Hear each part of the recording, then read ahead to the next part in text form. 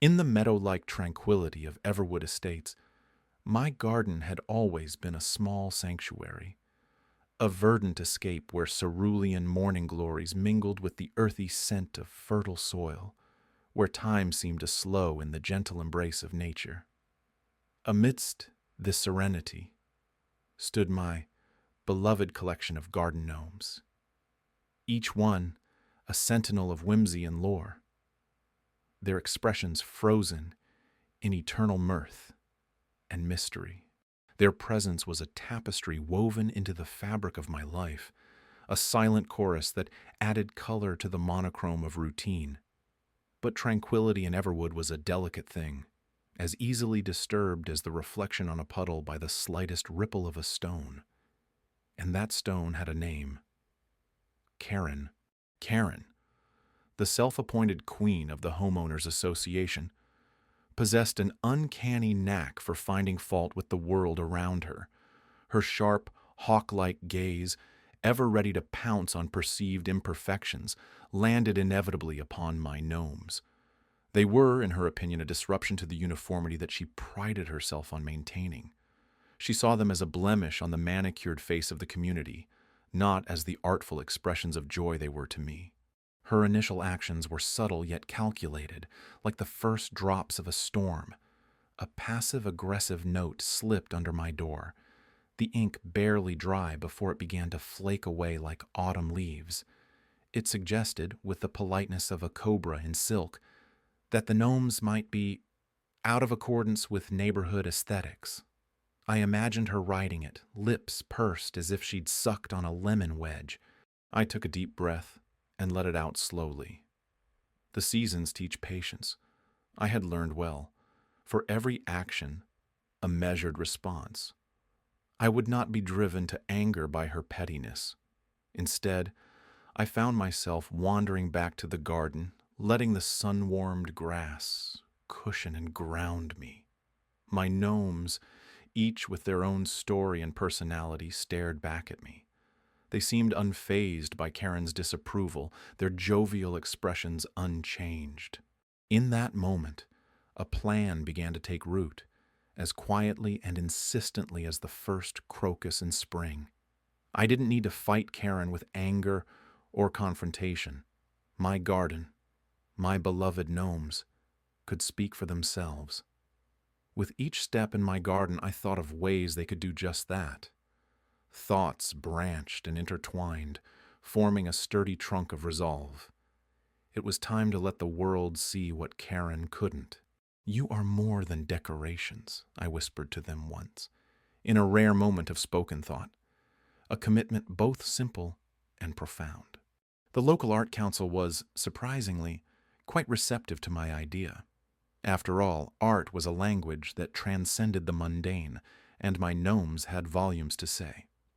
Registering them as a protected art exhibit was a process as intricate as the patterns in a spider's web, each step meticulously crafted and connected.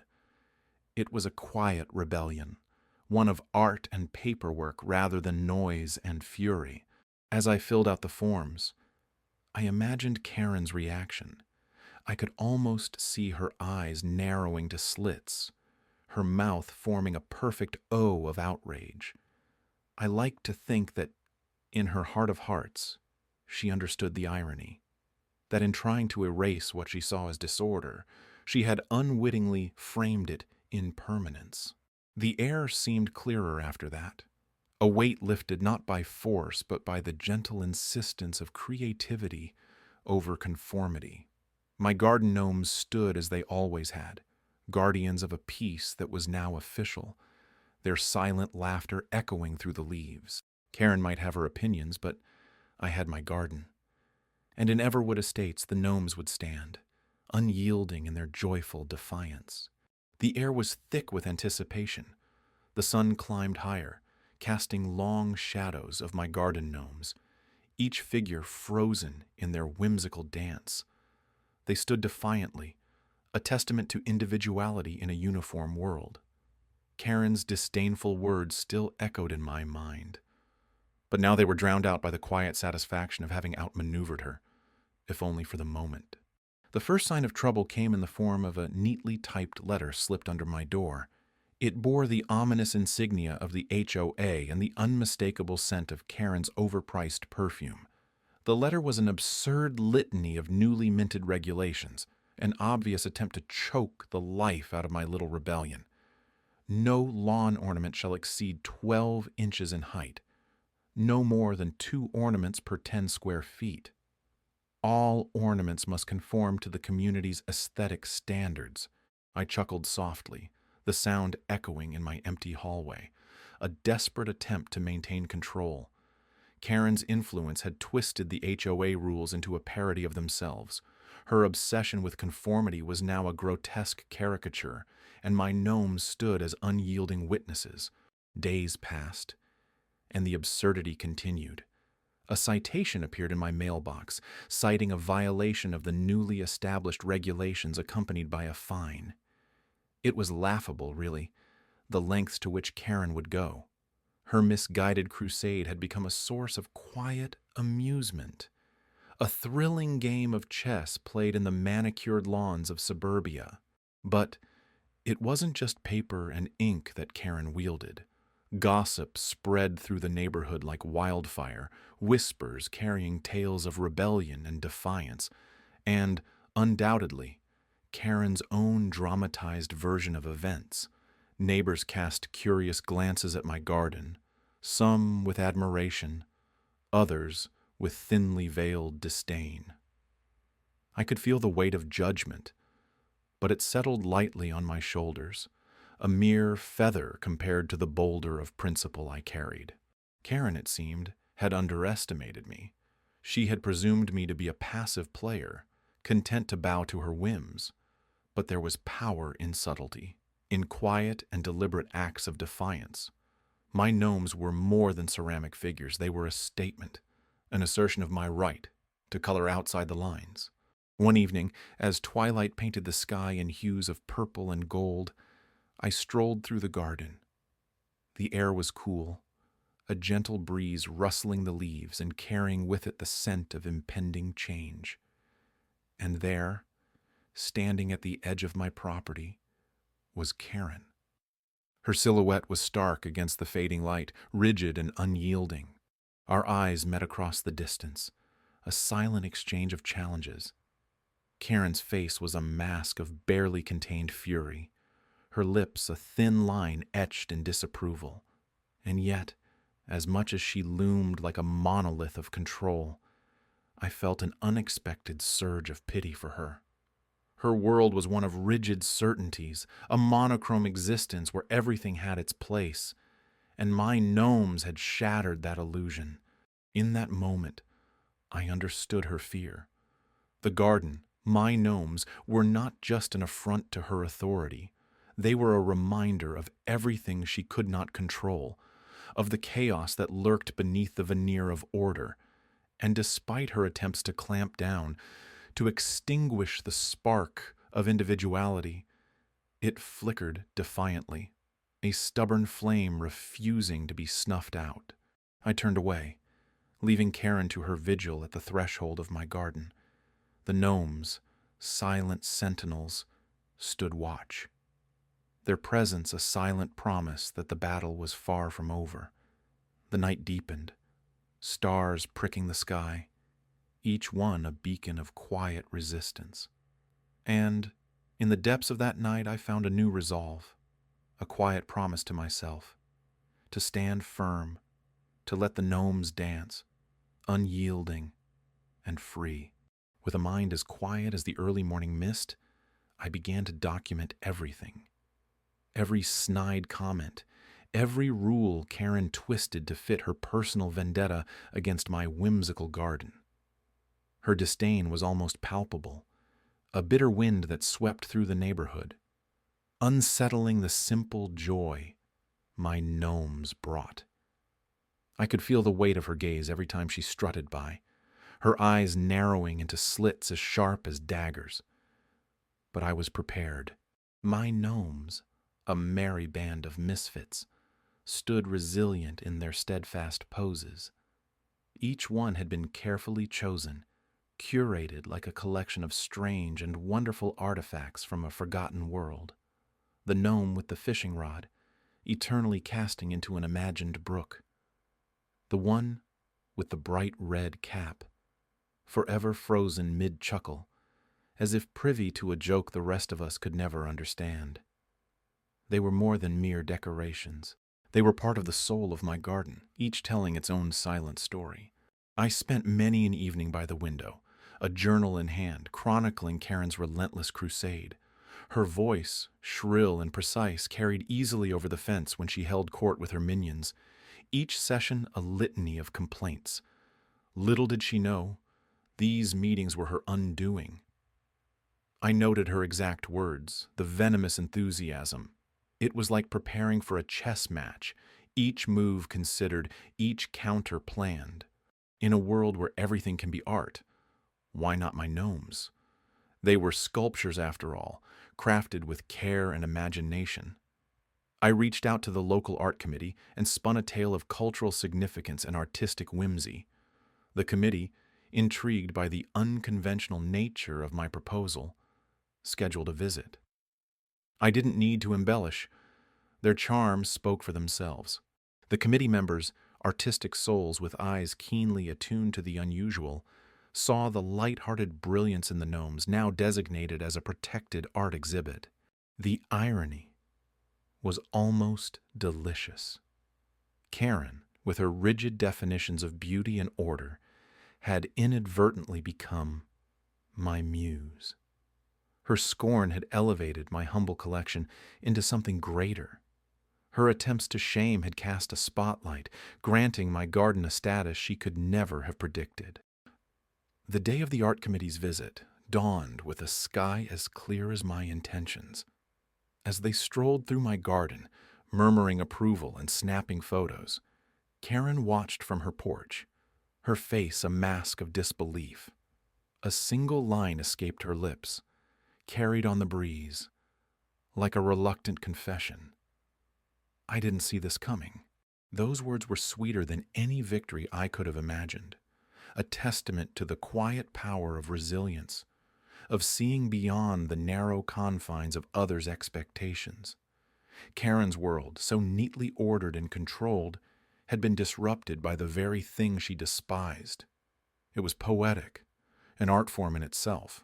The garden gnomes stood victorious, guardians of a patch of earth now recognized for its whimsy and joy, immune to the pettiness that had sought to diminish them. I smiled, feeling the warmth of the sun on my face, the weight of the past weeks lifting. In that moment, I understood the true power of art, of humor, and of not letting the Karens of the world dictate the boundaries of our happiness. In the end, the garden remained unchanged. Yet everything was different. Even Karen, though she would never admit it, had been touched by this small rebellion. Her reign was over, her dissent reduced to whispers. The gnomes stood in their rightful place, a testament to creativity and an enduring middle finger raised in silent defiance. The morning air was crisp, the kind that cuts through layers and stings the skin awake. Dew clung to the grass, shimmering in the early light like the glitter of a fading gala. I stood on my porch, sipping coffee, contemplating the quiet power of persistence. Karen's voice, as shrill as a crow's call, had been absent from the neighborhood for a week now. An out-of-sight, out-of-mind principle might be apt here, but I could still feel her presence looming, like a shadow that refuses to dissipate. My garden gnomes, each one a crafted piece of whimsy, stood guard in their usual spots. Their painted eyes stared back at me, silently acknowledging the pact we had made. A pact of defiance and quiet rebellion. No longer were they mere ceramic figures in a garden. They were now protected artifacts, part of a registered, albeit unconventional, art exhibit. The legality of it all had amused the lawyer I consulted, a friend of a friend, accustomed to drafting more serious documents. "Why not?" had been his response as he eagerly stamped the necessary paperwork, adding a flourish that seemed almost theatrical. With the paperwork processed, each gnome now had immunity, as if overnight they had transformed from humble lawn ornaments to revered cultural treasures. I chuckled at the irony. Karen, with her insatiable quest for suburban perfection, had unwittingly elevated my gnomes to untouchable status. I leaned against the porch railing, savoring the moment. The wind rustled through the trees, whispering secrets only nature could understand. This was my sanctuary after all. Here, I had carved out a patch of land where whimsy held court over uniformity. In my mind, I rehearsed the scene that would inevitably unfold. Karen, with her manicured nails and penchant for order, would return. Her reaction would be glorious, a blend of disbelief and impotent rage. She would stride up to my garden, intent on issuing another citation, only to be met with the unyielding truth of legal protection. The thought was a balm to my soul, an elixir of poetic justice. Yet, there was a part of me that remained cautious. Ever the realist. Legalities were mere paper shields against the raw force of human will. Karen's persistence was not to be underestimated. I knew her type. Unyielding as a drought, relentless as time. But I, too, had learned the art of endurance, honed by years of quiet resistance and the occasional clever maneuver. As the day wore on, tension coiled tight within me, a spring waiting to snap. I tended to my garden, a ritual of renewal. The act of nurturing life amidst the chaos served as a reminder of what truly mattered. The gnomes watched, eternal sentinels in a world where permanence was a rarity. Finally, the sun began its descent, painting the sky in hues of orange and pink. The stage was set, the players in position. I could almost hear the imaginary orchestra tuning up, ready for the symphonic showdown. Then, as expected, the familiar crunch of tires on gravel reached my ears. My pulse quickened, matching the rhythm of the approaching footsteps. Karen appeared, her silhouette a stark contrast against the dying light. Her eyes locked onto mine. A silent challenge issued across the distance. Well, I thought, suppressing a smile, let the curtain rise. The day started with a gentle hush, the kind that swaddles the world just before a storm. The neighborhood, usually laden with the muffled hum of morning routines, was unusually quiet. As I stepped out into my garden, I felt an odd sense of anticipation. My gnomes stood sentinel, their painted faces serene, as if they shared some silent wisdom. Karen's house loomed across the street, its facade pristine and unyielding, much like its owner. Yet today it seemed smaller, less menacing. The air was charged with expectation, as if the very atmosphere held its breath in anticipation of a conclusion that was long overdue. The early sun cast long shadows across my lawn, highlighting the gnomes in all their whimsical glory. Each one was a testament to creativity, a colorful rebellion against conformity. They were legally protected now, a fact that still amused me. Who knew bureaucracy could have its poetic moments? From the corner of my eye, I saw them. The neighbors. They gathered slowly, drawn by an invisible thread of curiosity and support. I could feel their eyes on me, on my garden, on the gnomes that had caused such a stir. It was not judgment I sensed, but something warmer, more communal. Unity, perhaps. Karen appeared out of her front door, her entrance lacking the usual fanfare. Her steps were measured, yet there was an unmistakable tremor beneath them. Her usual air of authority seemed to waver, like a mirage under scrutiny. The veneer of control was cracking, revealing the vulnerability beneath. She approached with a forced composure, pausing at the edge of my property. I could see the conflict in her eyes, a storm of indignation and reluctant acceptance. This was not a victory for her, but an inevitable surrender to the collective will she had underestimated. The gnomes watched over us, silent arbiters of this unexpected truce. Their quirky expression seemed almost conspiratorial, as if sharing a private joke at Karen's expense. Irony, it seems, is a universal language. In that moment, I realized something profound. It wasn't just about the gnomes or Karen's tyranny or my quiet rebellion. It was about community, about reclaiming spaces and narratives that had been overshadowed by pettiness and power. Karen's downfall was not about her defeat, but our victory. The neighborhood had found its voice, a chorus that rang clear and true.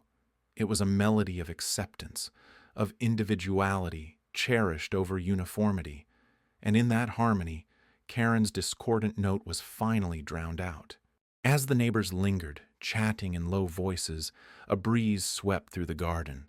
It rustled leaves and whispered through the gnomes' hats, carrying with it the scent of possibility, the promise of new beginnings.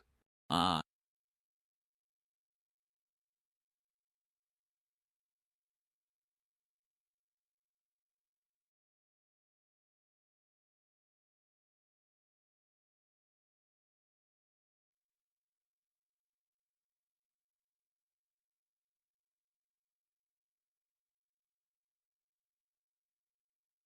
And Karen? She returned to her house, diminished but not defeated. A small mercy. She would learn, as we all did, that the true strength of a community lies not in control, but in the vibrant tapestry of its varied voices. The day moved on, the neighborhood alive with the hum of rekindled connections. I smiled to myself, grateful for the unexpected journey that had brought us here. It was, after all, a story worth telling, a whimsical tale of gnomes, gardens, and the quiet power of persistence.